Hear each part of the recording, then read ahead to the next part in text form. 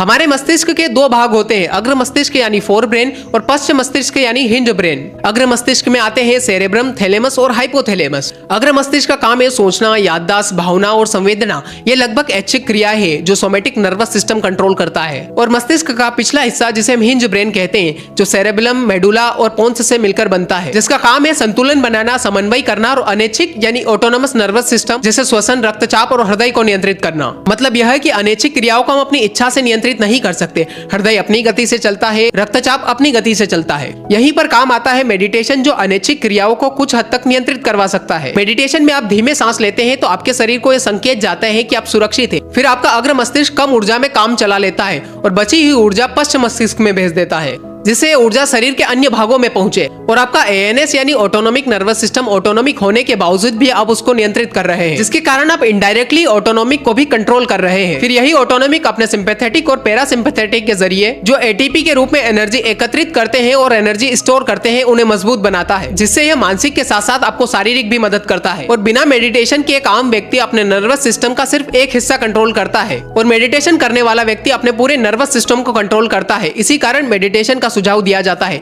इसी से सिद्धार्थ बुद्ध बने, चंद्रमोहन ओशो बने और नरेंद्र स्वामी विवेकानंद बने।